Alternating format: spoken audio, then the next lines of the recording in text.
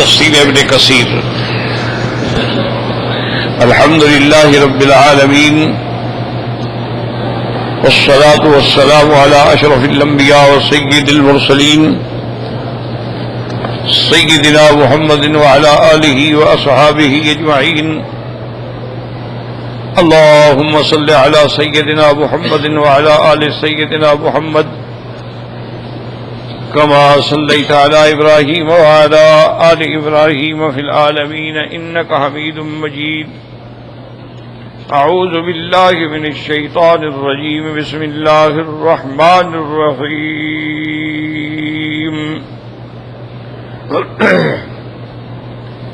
إنا أعطيناك الكوثر فصل لربك وانحر ان شانئك هو الابتر. سورۃ الکوثر کے بارے میں مفسرین کرام کے اقوال میں نے عرض کیے تھے کہ الکوثر سے مراد جو ہے 26 اقوال ذکر کیے گئے ہیں، اور جن میں معروف یہ ہے کہ کوثر سے مراد نبوت ہے، کوثر سے مراد اسلام ہے، کوثر سے مراد اللہ کا قرآن ہے، کوثر سے مراد علماء امت محمد مصطفیٰ ہیں، کوثر سے مراد یعنی خیر کثیر ہے. اور بعض علماء نے یہ بھی فرمایا ہے کہ کوثر سے مراد آپ کی کثرت معجزات ہے کہ اللہ نے ہر پیغمبر کو معجزے دیے ہیں، ہمارا ایمان ہے.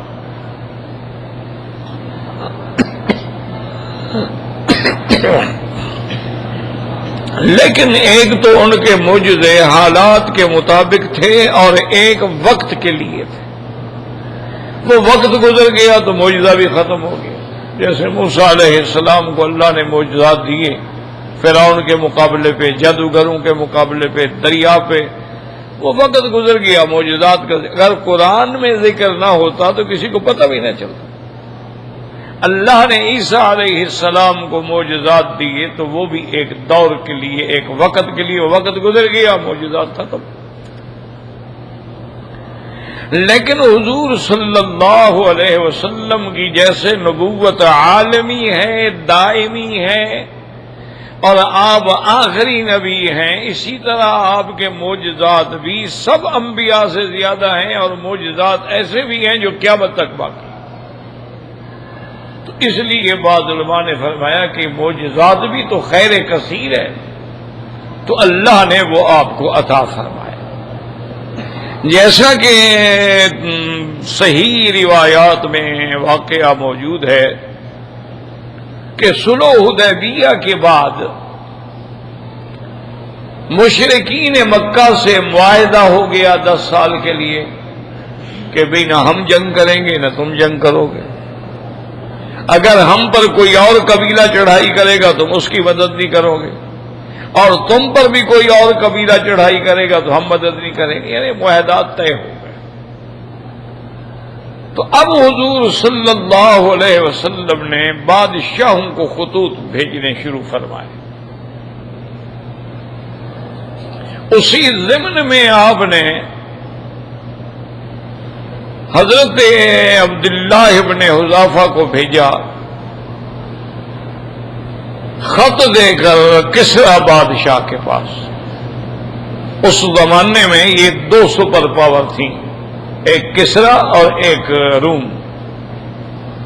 روم پر ہرقل تھا اور فارس پہ کسریٰ تھا. یہ لقب ہے ان کا. کسریٰ تو کئی بادشاہ آئے، روم میں بھی کئی بادشاہ آئے، لیکن ہرقل لقب ہے، کسریٰ لقب ہے، نجاشی لقب ہے، فرعون لقب ہے، ورنہ تو کئی فرعون آئے ہیں.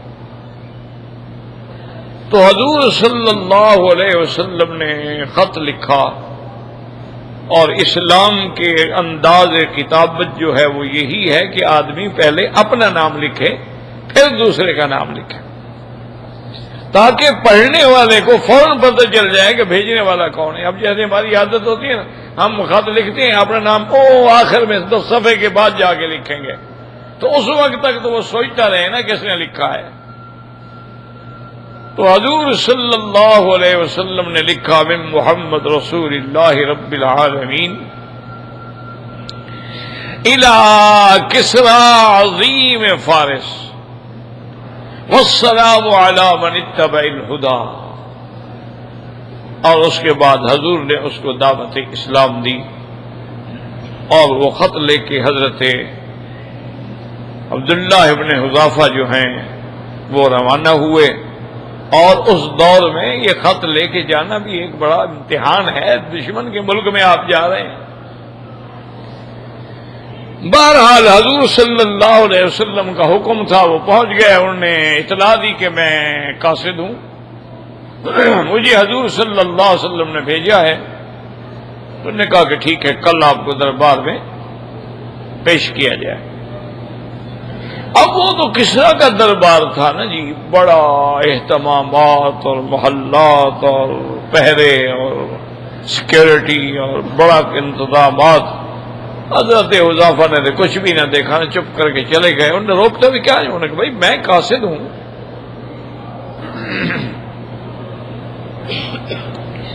تو کسرا کا جو حاجب تھا اس نے کہا کہ وہ مجھے دو خط. میں بادشاہ کو. انہوں نے کہا کہ نہیں، امرنی رسول اللہ صلی اللہ علیہ وسلم ان آتیہ بیدی، مجھے حضور کا حکم ہے کہ میں اس کے ہاتھ میں دوں، میں آپ کو نہیں دوں گا. بادشاہ نے کہا آنے دو. بادشاہ کو جب خط ملا اس نے مترجم سے کہا کہ پڑھو. تو خط پڑھتے ہی آگ بگولا ہو گیا کہ اچھا حضور نے اپنا نام مجھ سے پہلے لکھا ہے اور میرا نام بعد میں لکھا ہے. ہر ایک عرب کے لوگوں کی میرے سامنے طاقت کیا ہے میری قوت کے سامنے، وہ تو میرے غلام ہیں. اور خط کو پھاڑ کے پھینک دیا، نعوذ باللہ ثم نعوذ باللہ. اور حضرت حذیفہ سے کہا کہ یہی جواب ہے، جا کے دے دو. حضرت حذیفہ بھی چل پڑے. آپ کے دل پہ بہت بڑی تکلیف تھی کہ بھی اس نے حضور پاک کے نامہ مبارک کی توہین کی. یہ کوئی بادشاہوں کا طریقہ ہوتا ہے؟ تم بات نہ مانو، تسلیم نہ کرو. یہ تو بالکل دشمنی والی بات ہے اور بےہودگی والی بات ہے کہ میرا نام پہلے کیوں نہیں لکھا. بھئی تمہارا اپنا انداز ہے، اسلام کا اپنا انداز ہے. تو بہرحال حضرت حذافہ واپس آئے. انہوں نے حضور کی خدمت میں آ کے عرض کیا کہ یا رسول اللہ صلی اللہ علیہ وسلم، کسرا نے اس طرح بدتمیزی سے کام لیا ہے. تو حضور کی زبان سے نکلا اللہم مزق ملکہ کما مزق کتابی، اللہ اس کے ملک کو ٹکڑے ٹکڑے کر دے جس طرح اس نے میرے خط کو ٹکڑے ٹکڑے کیا. اور بادشاہ کسرا کا غصہ جو ہے وہ ابھی ختم نہیں ہوا. اس کے ماتحت بازان کی حکومت تھی یمن میں. اس نے بازان کو خط لکھا اور امر بھیجا، حکم بھیجا کہ تم فوراً ایک دستہ بھیجو اپنی فوج کا جو حضور پاک کو مدینے سے قید کر کے تیرے پاس لائے اور پھر تمہیں میرے پاس پہنچاؤ. بازان اس کا گورنر تھا، ماتحت تھا. اس نے فوراً اپنی فوج کے 2 سینئر قسم کے آفیسر جو تھے ان کو روانہ کیا اور کہا کہ حضور پاک کو گرفتار کر کے میری دربار میں لے آئے.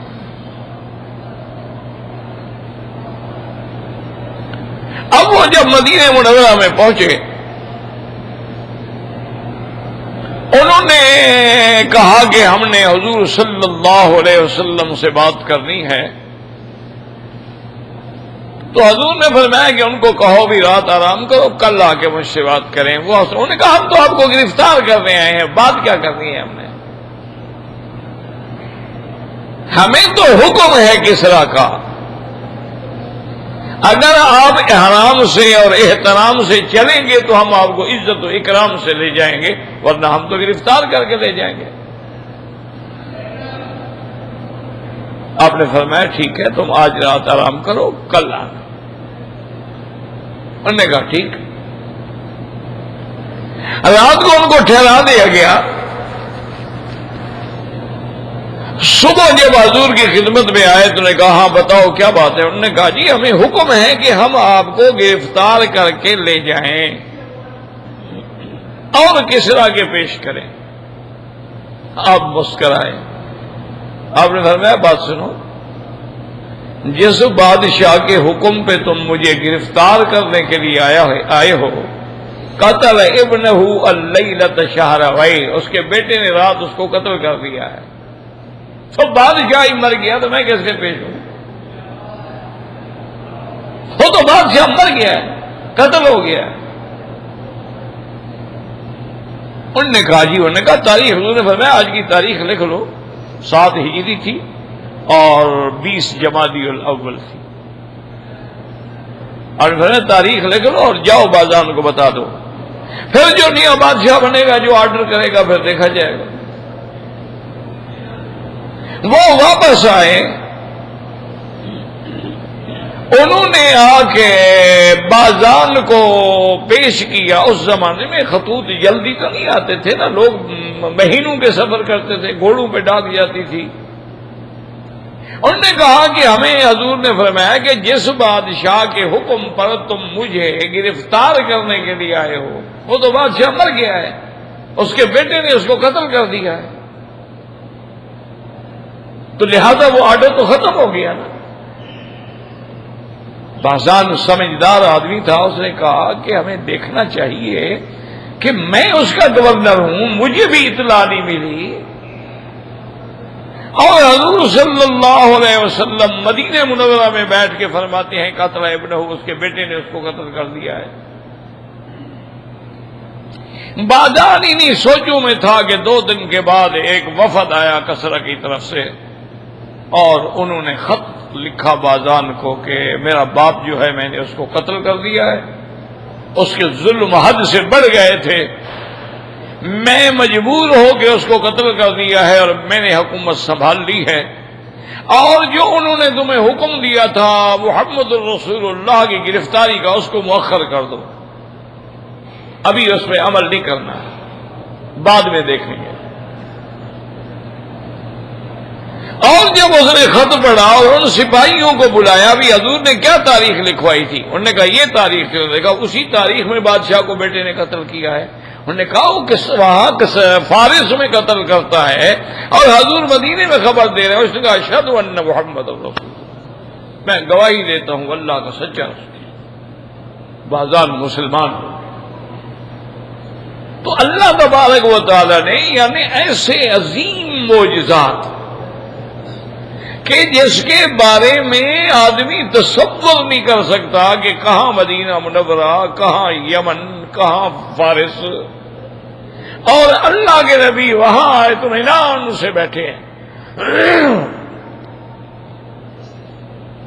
تو اس لیے علماء نے فرمایا کہ یہ چیزیں جو ہیں یہ بھی اس خیر کثیر کے اندر شامل ہیں کہ اللہ نے آپ کو بہت بڑی نعمتوں سے نوازا. وہ نعمتیں اسلام بھی ہے, وہ نعمتیں قرآن بھی ہے, وہ نعمت میں نبوت بھی ہے, نعمت میں معجزات بھی ہیں. ہر چیز میں اللہ نے حضور کو سب سے زیادہ دیا. اس لیے فرمایا انا اعطیناک الکوثر. اب آگے یاد رکھیں, پھر اللہ فرماتے ہیں فصل لربک وانحر. 2 چیزوں کا حکم دیا, فصل لربک وانحر, آپ اپنے رب کے لیے نماز ادا کریں اور قربانی کریں. یہاں 2 چیزوں کا حکم ہے. یاد رکھو کہ حقوق جو ہیں وہ اللہ کے بھی ہوتے ہیں اور اللہ تبارک و تعالیٰ کی عظمت کے لیے ہوتے ہیں. تو نماز جو ہے یہ اللہ کی عظمت و بڑائی کا اظہار ہے اور اقرار ہے, اور قربانی جو ہے وہ مخلوق میں شفقت ہے کہ اللہ تبارک و تعالیٰ اس ذریعے سے غریبوں کے کھانے کا انتظام کرتے ہیں. اور یاد رکھیں نہر جو ہے وہ بدن میں ہوتا ہے, یعنی اونٹوں کو نہر کی, باقی تو ذبح کیا جاتا ہے, اونٹ کھڑا کر کے گھٹنا باندھ کے نیچے سے تلوار سے ذبح کی, تو اس لیے اس کو نہر کہا جاتا ہے. فصل لربک وانحر. یاد رکھیں بعض علماء نے فرمایا کہ یہاں فصل سے مراد جو ہے شکر ہے، کیونکہ جب ہم نے اتنی نعمتیں آپ کو عطا فرمائی ہیں تو آپ اللہ کا شکر ادا کریں. تو بعض علماء نے فرمایا کہ بھئی شکر جو ہے، یاد رکھیں کہ شکر تو قلبی بھی ہوتا ہے، لسانی بھی ہوتا ہے اور عملی بھی ہوتا ہے. ہمیشہ یاد رکھیں شکر جو ہے تو ایک تو شکر ہے نا، جیسے ہم اپنے دل میں ہمارا ایمان ہے، یقین ہے اللہ کی الوہیت پر، وحدانیت پر، ربوبیت پر، اسماء پر، صفات پر، اللہ کے انبیاء پر، کتابوں پر، ملائکہ پر، تو یہ جو ہے یہ بھی شکر ہے. ایمان لاؤ گے تو شکر ہوگا نا. اگر آدمی ہو ہی منڈ کر تو شکر کیا ہوا؟ اس لیے اللہ تبارک و تعالی نے فرمایا اللہ تعالی الانسان حین من الدہر لم یکن شیئا مذکورا انا خلقناہ من نطفۃ امشاج نبتلیہ فجعلناہ سمیعا بصیرا انا ہدیناہ السبیل اما شاکرا و اما کفورا. اللہ نے فرمایا ہم نے انسان کو پیدا کیا، ہوا سے خمسہ دیے، قوت سامعہ باصرہ دی، پھر اس کو بتلا دیا کہ یہ سیدھا راستہ ہے. اب اس کی مرضی ہے کہ وہ مومن بنے یا کافر بنے. تو اصل تو شکر ایمان ہے، ایمان ہوگا تو شکر ہوگا.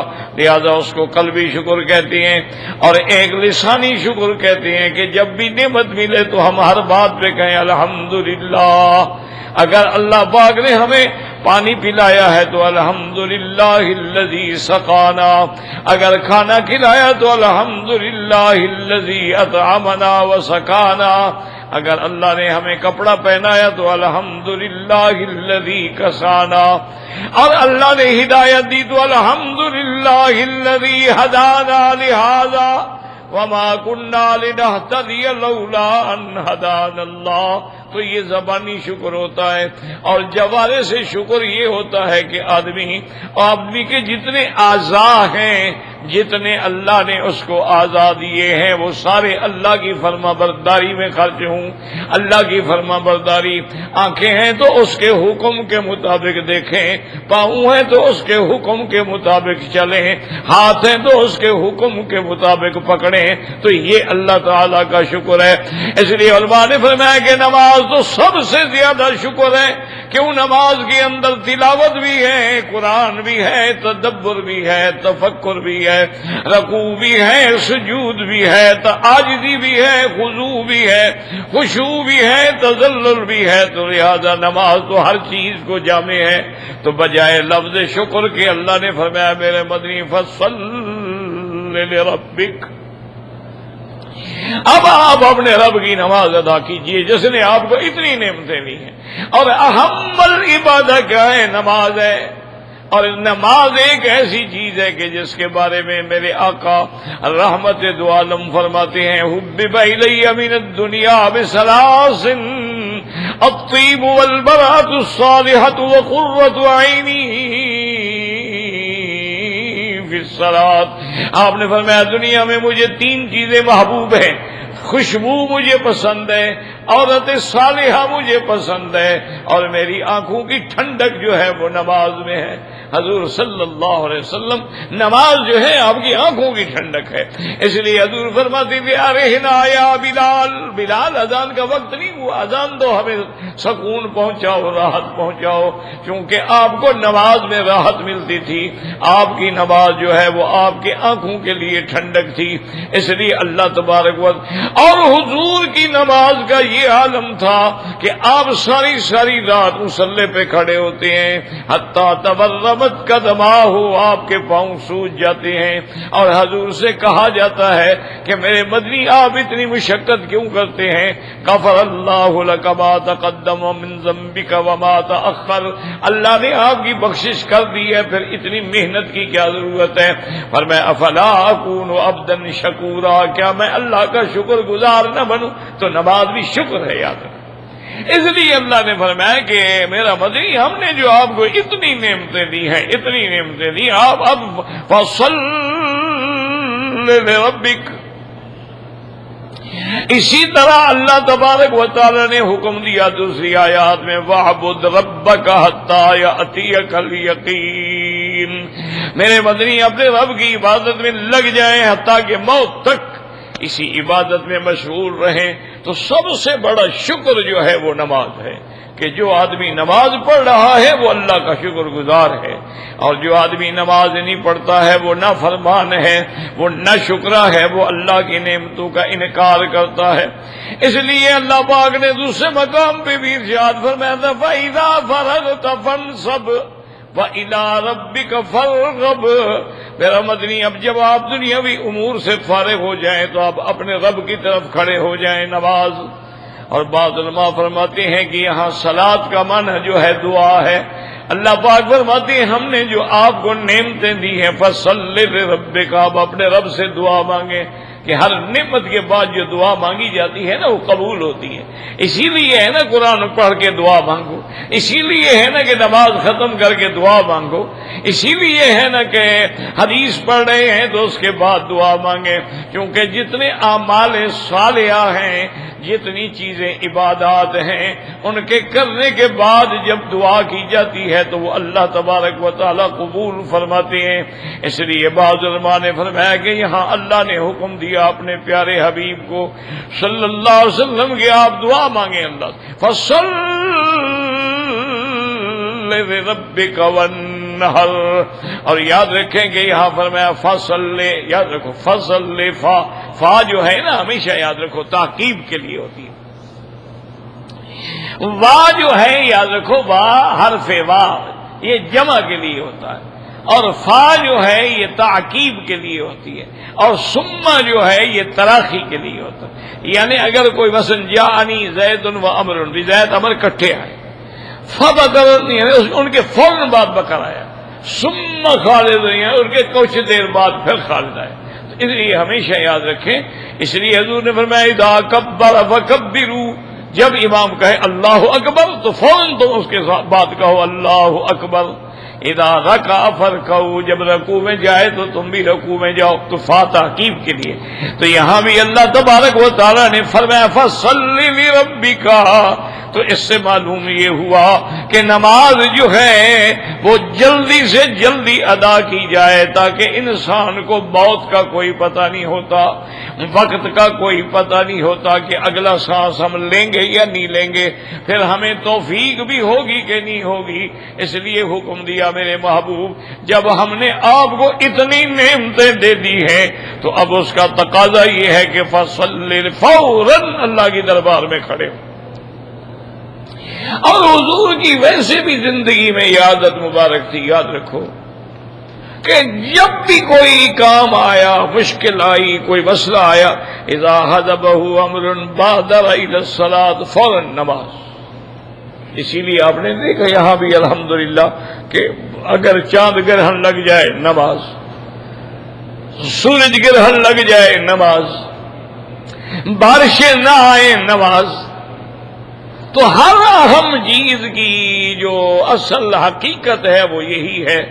اور اس کو اولیاء اللہ نے لکھا ہے کہ جو بندہ اس بات کو سمجھ جائے نا تو اس کے لیے انشاءاللہ پھر کوئی مشکل نہیں رہتی کہ جب بھی تمہیں کوئی مشکل آئے 2 رکعت نماز پڑھو اسی نیت سے کہ یا اللہ یہ میری مشکل حل کر.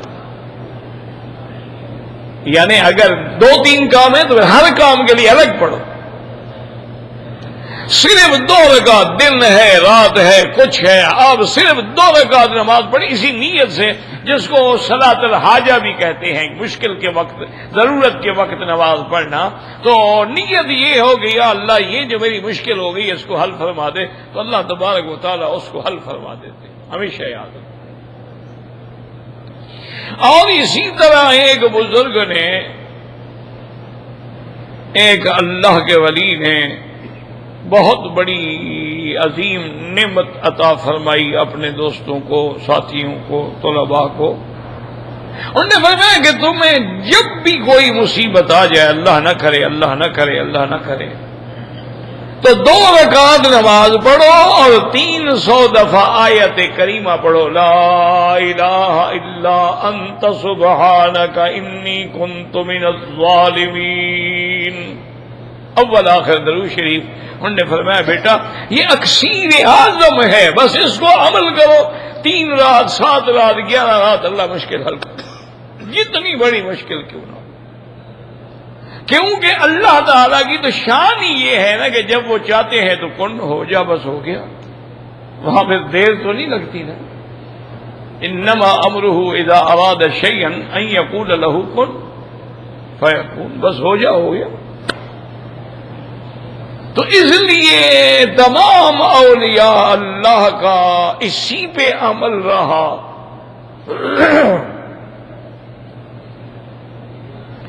بڑے بڑے ہم نے مدارس میں دیکھا ہے کہ یہ تو اب رواج ہو گیا ہے کہ چندہ کرتے ہیں لوگ، سفیر بھیجتے ہیں باہر کے ملکوں میں جاتے ہیں، چندہ کرنا منع نہیں ہے، جائز ہے، ایک بات یاد رکھو، چندہ کرنا کوئی حرام نہیں ہے، چندہ کرنا تو سنت ہے، حضور پاک نے چندہ فرمایا ہے، بات یہ ہے کہ اس کو پھر صحیح رستے پہ خرچ کریں۔ تو پہلے دور میں تو یہ انتظامات بھی نہیں ہوتے تھے، تو ایک دفعہ کہتے ہیں کہ دارالعلوم دیوبند میں محتمم صاحب نے اپنے مدرسین کو جمع کیا اور کہا کہ بھائی اس وقت مطبخ میں بھی اور ہمارے بیت المال میں بھی صرف 3 یا 4 دن کا خرچہ باقی ہے، باقی ہر چیز ختم ہو۔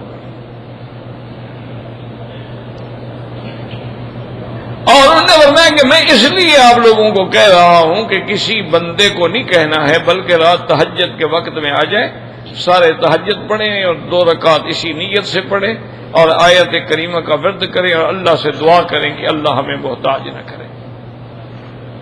تو تمام جو استاد تھے، طلباء تھے، مدرسین تھے، اس وقت کے بڑے بڑے مشائخ تھے، سارے رات میں آ گئے مسجد میں اور سب نے تہجد بھی پڑھی اور 2 رکعت نماز پڑھ کے دعا مانگی اور صبح کی نماز پڑھی اور ہر آدمی پھر اپنے اپنے کام پہ چلا گیا۔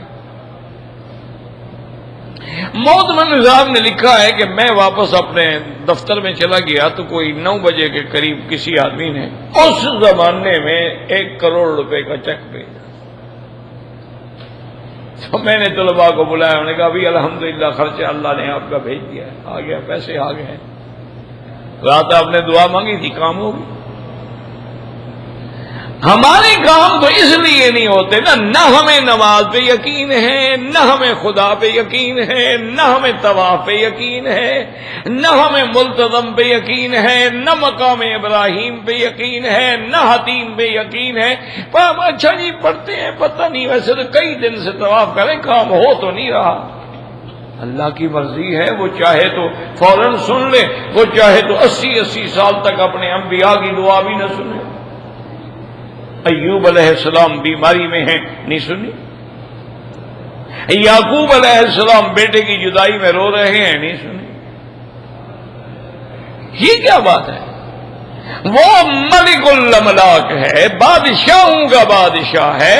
یہ تو نہیں لگے، وہ تو ٹھیک ہے کہ اگر تیرا رزق حلال ہو اور تیرے اندر حرام نہ گیا ہو اور تو جھوٹ نہ بولتا ہو، تو گناہ نہ کرتا ہو، صغیرہ کبیرہ سے بچا ہوا ہو، پھر تو دعا ایسے لگے گی جیسے گولی لگتی ہے۔ لیکن بعض اوقات اللہ والوں کی دعا میں بھی تاخیر فرما دیتے ہیں۔ میں نے عرض کیا نا کہ پیغمبروں کی دعا میں بھی دیر لگ گئی۔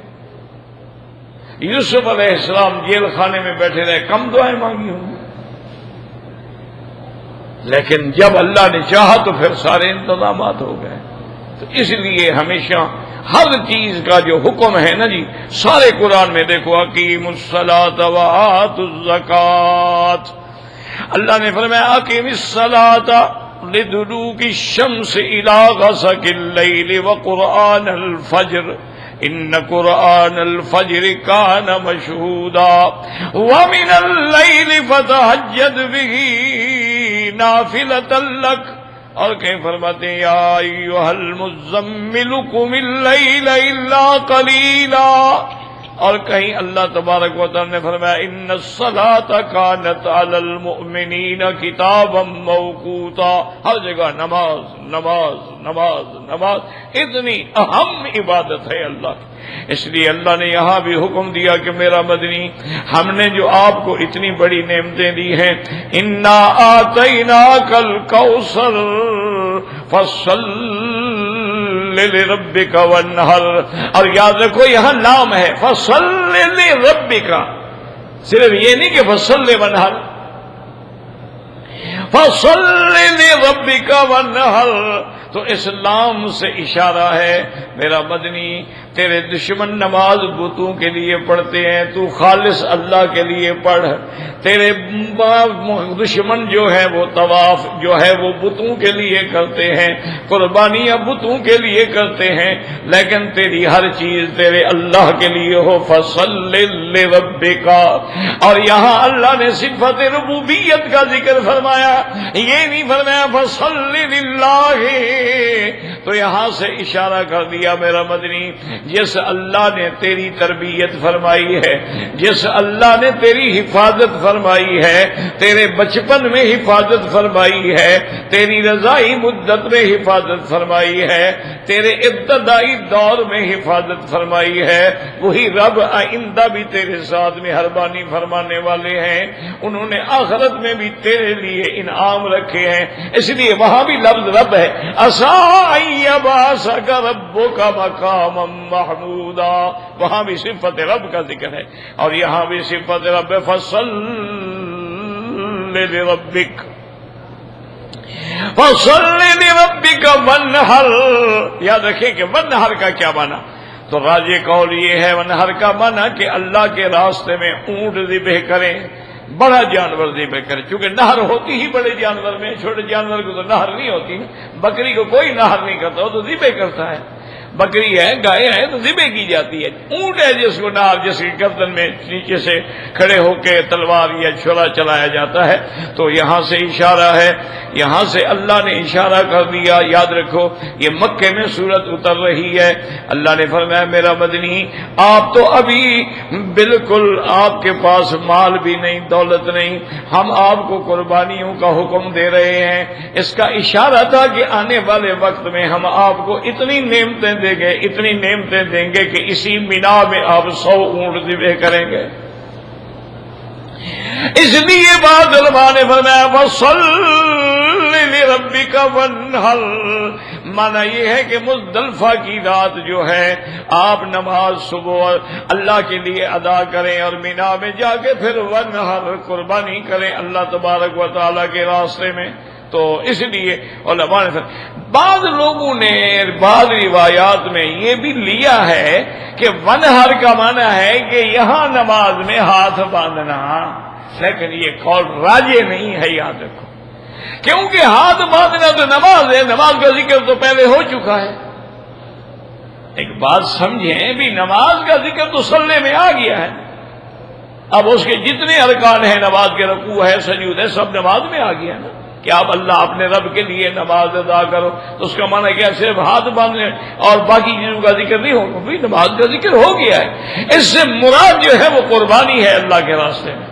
اور اسی سے علماء نے کہا یہ بھی مسئلہ نکلا فصل لربک وانحر، یعنی آپ عید کی نماز ادا کرنے کے بعد قربانی کریں، اگر نماز سے پہلے کوئی جانور ذبح کرے گا تو وہ قربانی شمار نہیں ہوگی، وہ اضحیہ نہیں کہلائے گا، یعنی وہ تو پھر تیرے گھر کے لیے گوشت کے کام آئے گا، لیکن قربانی ہوتی یہ ہے کہ نماز کے بعد کی جائے، کہ جہاں عید نماز پڑھو اس کے بعد قربانی کرو، کیونکہ سنت یہ ہے کہ اپنے قربانی کے گوشت سے کچھ کھایا جائے، تو اس لیے حکم ہے کہ قربانی ہوگی لیکن نماز کے بعد ہوگی۔ اچھا بعض دیہات ہوتے ہیں، بندہ دور ہوتا ہے جہاں نماز جماعت عید ہوتی نہیں، تو وہاں بھی یہ حکم ہے کہ وقت کا اندازہ کر لو کہ اس وقت میں عیدین کی نمازیں ہو گئی ہوں گی، تو اس کے بعد قربانی کریں، لیکن پہلے قربانی نہ کریں۔ تو اس لیے اللہ تبارک و تعالی نے دو حکم عطا فرمائے ہیں، ایک کا تعلق خالق سے ہے اور ایک کا تعلق مخلوق سے ہے کہ میری عبادت کریں، مخلوق پہ شفقت کریں، مہربانی کریں، کیونکہ اللہ تبارک و تعالی نے آپ کو خیر کثیر عطا فرمائی ہے۔ لیکن یاد رکھیں کہ سب سے راجح قول جو ہے انا اعطیناک الکوثر فصل لربک وانحر، اس کا راجح قول یہ ہے کہ اللہ نے حضور کو جنت میں نہر دی ہے جس کا نام کوثر ہے۔ ویسے بھی بعض روایات میں آتا ہے، وہ روایات تو اسرائیلی ہیں، وہ کہتے ہیں کہ یہ جو دنیا میں بھی جو نہریں ہیں نا، یہ 4 نہریں جو ہے وہ کہتے ہیں اصل میں ان کا تعلق جو ہے وہ جنت سے، نیل ہے، فرات ہے، یہ نہریں جو ہیں یہ تو دریا ہے ماشاءاللہ۔ تو بہرحال لیکن کوثر جو ہے وہ تو ایک خاص نہر ہے جنت میں، جو صحیح حدیثوں میں ثابت ہے، اور صحیح حدیثوں میں یہ بھی ثابت ہے کہ حوض کوثر جو ہے وہ بھی جنت میں۔ اب دونوں حدیثوں کو علماء نے جمع کیا کہ نہر کوثر کا پانی حوض کوثر میں ڈالا جائے گا، تو اب دونوں حدیثیں جمع ہو گئی، نہر کوثر بھی اور حوض کوثر بھی۔ اور یہ بھی صحیح حدیث میں ہے، حضور نے فرمایا وَمِنبَرِي عَلَىٰ حَوْضِي، آپ نے فرمایا کہ ما بین بیتی و منبری، میرا گھر یعنی سیدہ عائشہ کا گھر اور جہاں منبر ہے، یہ جو ٹکڑا ہے یہ جنت کا ٹکڑا ہے۔ تو اس لیے علماء فرماتے ہیں کہ جیسے مقام ابراہیم جنت کا پتھر ہے، حجر اسود جنت کا پتھر ہے، اسی طرح مدینہ پاک کا یہ ٹکڑا جو ہے یہ بھی حقیقتاً جنت کا ٹکڑا ہے، یعنی مثال نہیں بلکہ حقیقتاً جنت کا ٹکڑا ہے کہ اللہ نے اس کو دنیا میں رکھ دیا اور پھر اسی کو قیامت میں رکھ دیں گے، اور اسی پر آپ کا حوض ہوگا، آپ کا منبر ہوگا اور وہیں آپ کا حوض ہوگا۔ اس لیے علماء فرماتے ہیں کہ جو راجح تفسیر ہے وہ یہی ہے کہ الکوثر سے مراد جو ہے یعنی وہ نہر ہے یا حوض ہے۔ اب یہ دو چیزوں کے نام ہو گیا۔ اب آخری آیت اللہ فرماتا ان شانئک هو الابتر، یاد رکھو شانئک تو اس سے بغض کرنے والا، عداوت کرنے والا۔ اب بعض علماء کہتے ہیں کہ یہ آیت جو ہے عاصی ابن وائل کے بارے میں اتری ہے، بعض کہتے ہیں کہ ابھی جہل کے بارے میں اتری ہے، اور بعض کہتے ہیں کہ ابھی لہب کے بارے میں اتری ہے۔ اصل واقعہ یہ تھا کہ جب حضور کا بیٹا فوت ہوا، کیونکہ حضور صلی اللہ علیہ وسلم کی ساری اولاد جو ہے یاد رکھو وہ سیدہ خدیجہ رضی اللہ تعالی عنہا کے بطن مبارک سے، آپ کی 4 بیٹیاں اور آپ کے بیٹے ہیں وہ سارے سیدہ خدیجہ کے بطن سے، لیکن اللہ کی شان ہے کہ حضرت عبداللہ، حضرت قاسم اور اسی طرح ایک بیٹے ہیں آپ کے حضرت ابراہیم جو بی بی ماریا قبطیہ سے ہیں، لیکن کوئی بیٹا بھی زندہ نہیں رہا، سب بیٹے فوت ہیں۔ اللہ کی شان ہے۔ تو جب حضور کا بیٹا فوت ہوا تو کافر بڑے خوش ہوئے، تو ابھی جہل نے بھی کہا، عاصی ابن وائل نے بھی کہا، ابھی لہب نے بھی کہا، اور بھی دشمنوں نے کہا کہ بطر محمد، نعوذ باللہ، بطر کہتے ہیں مبتور، بطر دم کٹا، اصل میں اس کا جو لفظی ترجمہ ہے اس کو کہتے ہیں دم کٹا۔ کیا معنی کہ بھئی اس کی اولاد ہی نہیں ہے، اس کے بعد کون اس کا نام لے گا؟ دیکھو نا، ایک بندہ ہو اس کی اولاد ہی نہ ہو، لا ولد ہو بیچارہ، اسی لیے ہر آدمی کوشش کرتا ہے کہ اللہ مجھے اولاد عطا فرما، یرثنی و یرث من آل یعقوب، پیغمبروں نے بھی دعا مانگی ہے۔ تو انہوں نے کہا کہ حضور کی چونکہ اولاد ہی نہیں ہے، اولاد نرینہ جو ہے وہ ختم ہو گئی، تو لہذا معنی یہ ہے کہ حضور کا ذکر بھی ختم ہو جائے گا، غم نہ کرو، بطر محمد خلاص۔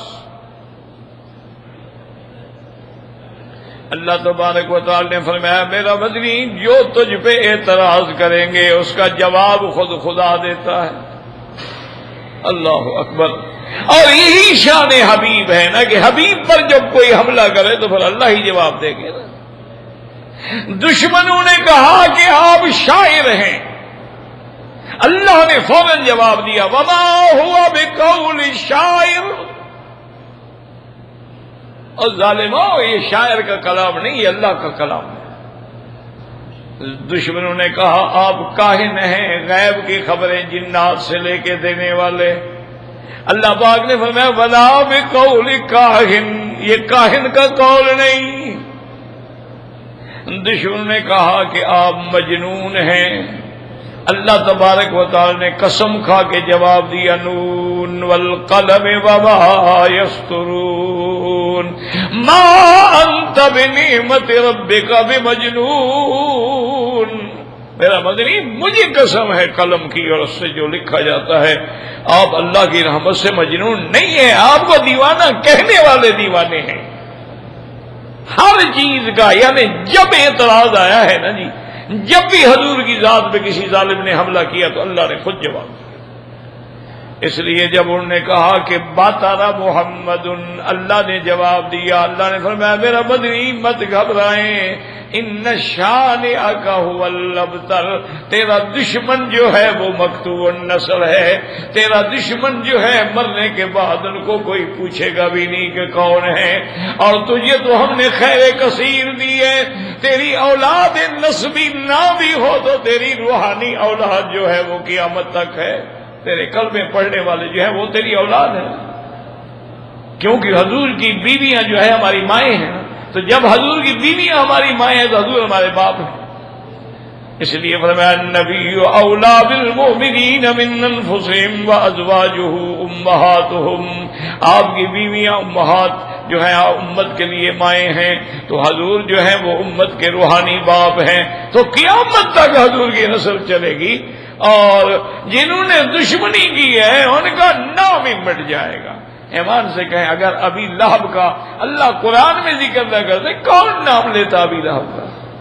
یہ تو اللہ نے اس کی مذمت میں سورت نازل کر دی کہ تبت یدا ابی لہب وتب. تو اس لیے ہم یاد کر دیتے ہیں، ورنہ کسی کو کہاں یاد رہتا. جتنے کفار مشرکین بڑے بڑے صنادید بڑے بڑے سردار مارے گئے، کوئی نام لینے والا ہے؟ اچھا تمہیں پتا ہے فرعون کا باپ کون تھا؟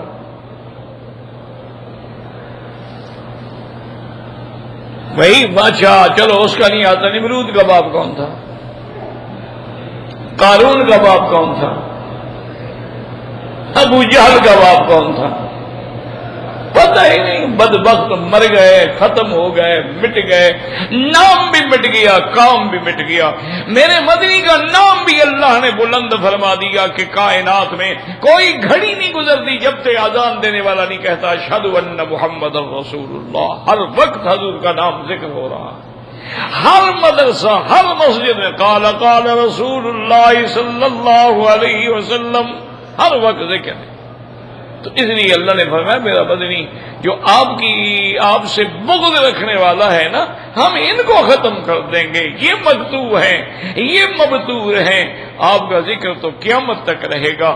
تو اللہ نے اس چھوٹی سی صورت میں کتنی بڑی نعمتوں کا ذکر فرمایا ہے. اللہ ہمیں بھی حضور صلی اللہ علیہ وسلم کی محبت اور آپ کا ادب نصیب فرمائے.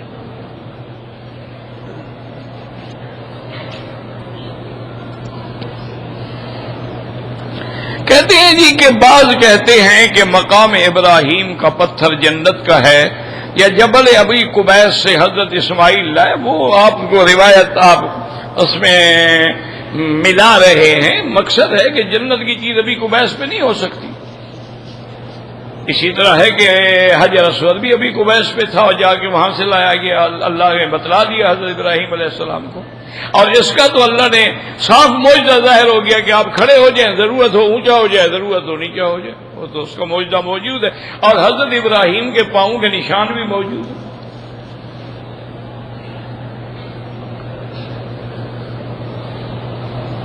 یاد رکھو یہ بھی ایک اشارہ ہوتا ہے کہ ظالمو تم تو میرے نبی کے پاؤں کے نشان بھی قیامت تک نہیں مٹا سکتے ہو، تو میرے نبی کے نام کو کیسے مٹاؤ گے؟ آج تک یعنی وہ پاؤں کے نشان موجود ہیں،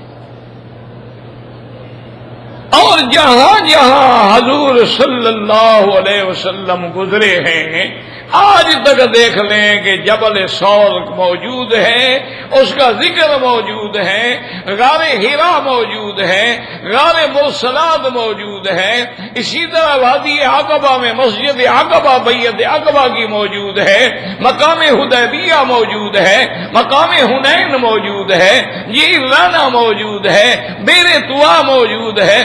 جہاں جہاں میرے مدنی کا قدم لگ گیا اللہ نے قیامت تک محفوظ کر، یعنی جہاں حضور بیٹھے نہ حرام کیا ہے تو بیر استراحہ موجود ہے، جہاں جہاں حضور پاک نے مسجد نہیں ہے میدان میں نماز پڑھی وہ جگہ بھی موجود ہے، جہاں حضور نے وضو کیا ہے۔ حضرت عبداللہ ابن عمر عرفات سے آ رہے تھے، راستے میں تھے عرفات اور مزدلفہ کے، اپنا اونٹ روک دیا، پانی کا لوٹا لے کے چلے گئے، دور جا کے بیٹھے، ویسے بیٹھ کے آ گئے تو خادم نے پوچھا حضرت آپ نے کچھ کیا تو نہیں؟ پھر لوٹا لے کے کیوں گئے تھے؟ پر میں اسی جگہ حضور نے اپنی حاجت پوری کی تھی تو میں نے کہا میں حضور کی سنت ادا کر دوں، مجھے ضرورت نہیں تھی وضو کی۔ یعنی وہ جگہ موجود ہے جہاں حضور نے کھڑے ہو کے خطبہ دیا حجۃ الوداع میں، وہ جگہ موجود ہے، وہ پتھر موجود ہیں، وہ مقام موجود ہے۔ جہاں مدینہ منورہ میں حضور نے ہجرت فرمائی، ابھی ایوب کے گھر میں قیام فرمایا، وہ جگہ موجود ہے۔ جہاں حضور نے حضرت سلمان کے درخت لگائے وہ جگہ موجود، یعنی ہر چیز کو اللہ نے قیامت تک باقی رکھا۔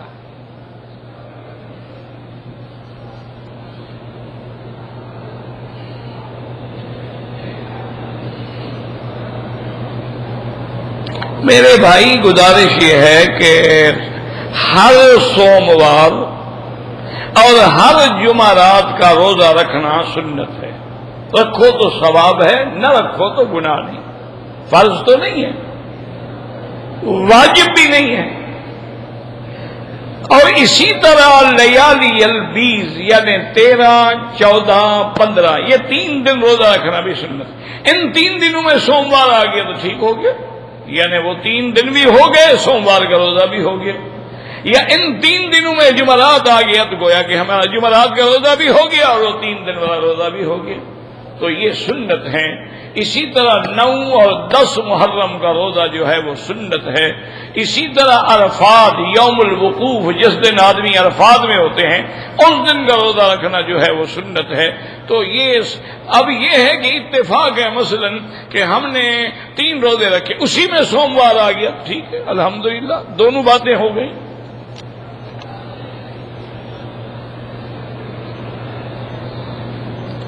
اگر ہم لوگ تہجد کی نماز اپنے ہوٹل میں پڑھ کے آئیں، بڑی اچھی بات ہے، اپنے گھر میں پڑھو، اب تو گھر گویا کہ آپ کا ہوٹل ہے، وہاں پڑھ لیں۔ اور اذان سے پہلے کیا عشاء کی نماز کے بعد جو بھی نماز پڑھو وہ تہجد ہے۔ تہجد کے لیے سونا ضروری نہیں ہوتا، یہ تو خامخواہ لوگوں نے قصہ بنایا ہوا ہے کہ سو کے اٹھو گے تو تہجد ہے، غلط بات ہے۔ عشاء کی نماز کے بعد جو بھی نفل پڑھو گے وہ تہجد ہے۔ تم سونے سے پہلے 4 رکعت پڑھ کے سو جاؤ، بس تہجد ہو گئی۔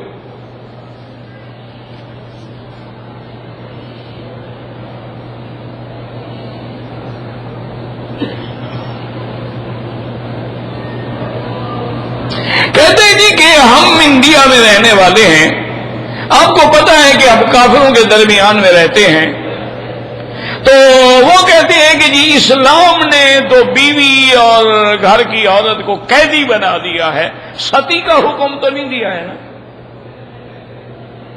نہ جو خامد کے ساتھ زندہ بیوی کو جلا دیتے ہیں یہ زیادہ ظلم ہے یا گھر میں رکھنا بیوی کو ظلم ہے؟ اعتراض تو وہ کرے نا جو بیوی کے ساتھ انصاف کرتا ہو۔ ہندو مذہب میں تو عورت کے لیے خامد جو ہے وہ دیوتا ہے، وہ اس کی پاؤں کی جوتی ہے۔ اسلام نے تو عورت کو گھر کی ملکہ بنایا ہے، اختیار دیا ہے، وہ خامد کی بھی وارث ہے، وہ اپنے ماں باپ کی بھی وارث ہے، اس کے حقوق ہیں، اس کے حقوق ہیں جس طرح عورت میں خامد کے حقوق ہے، خامد پر بھی عورت کے حقوق ہیں۔ اسلام نے تو قیدی نہیں بنایا، کس نے کہا آپ کو کہ عورتیں مسلمانوں کی عورتیں قید ہیں؟ تو یہ تو اگر کوئی جھوٹا اعتراض، اور اعتراض بھی وہ کر رہے ہیں جو عورتوں کو ستی کرتے ہیں، زندہ جلا دیتے ہیں ظالم، ان کو تو اعتراض کرنے کا کوئی حق ہی نہیں پہنچتا تھا۔ اچھا، ان کے یہاں کتنا بڑا ظلم ہے کہ ایک عورت ہے، 16 سال کی لڑکی ہے انڈیا میں مثلا، اس کی شادی ہو گئی، 1 سال کے بعد خاوند مر گیا، وہ ساری زندگی بیوگی میں رہے گی، اور سارا خاندان منحوس سمجھے گا کہ یہ بڑی بدبخت ہے، آئی تو ہمارے بیٹے کا سر لے گئی، سر کھا گئی ہے، اس کو شادی میں نہیں آنے دیتے، خوشی میں نہیں آنے دیتے، بڑی بد نصیب عورت ہے، اس کو نہ آنے دینا ورنہ تمہارا گھر اجڑ جائے گا۔ یہ اسلام میں اعتراض کرتے ہیں بدبخت۔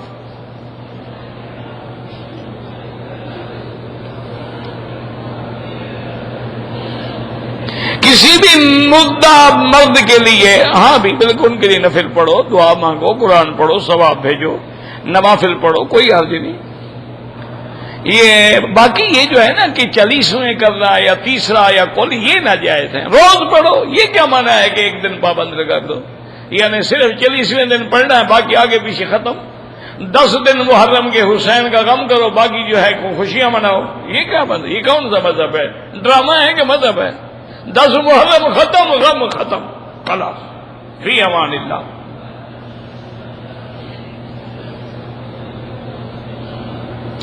اگر ہم نے وتر عشاء کے بعد پڑھ لیے ہیں، بالکل ٹھیک ہے، کوئی حرج نہیں۔ جب تہجد کا وقت ہے تہجد پڑھو، آخری رات میں تہجد پڑھ کے دعا مانگو۔ وتر نہیں پڑھی ہے تو اس وقت پڑھ لو، پہلے پڑھ لی ہے تو بالکل جائز ہے۔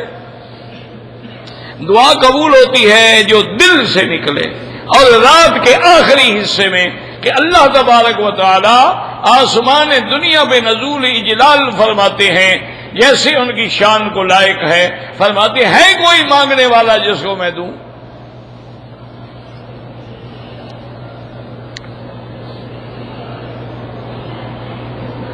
بھائی بغیر عذر کے کیا ویل چیئر پہ، آپ نے کل بھی پوچھا تھا، کوئی حرج نہیں، ہو گیا، نہیں کرنا چاہیے تھا۔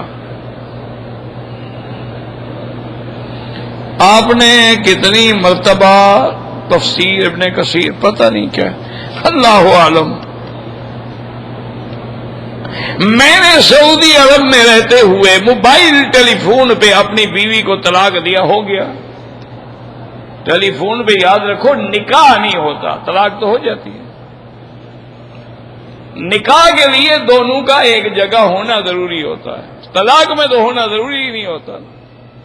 وہ کام ہو گیا جناب آپ کا پکا، لیکن بہتر یہ ہے کہ دارالفتاء سے جا کے فتویٰ بھی لے لیں، اور پھر اگر 3 طلاق ہیں تو حنفی مسلک میں تو رستہ ہی کوئی نہیں ہے، وہ تو مغلظہ ہے، ہمیشہ کے لیے حرام ہو گئی، باسی و حلالے کی حلال ہی نہیں ہو سکتی۔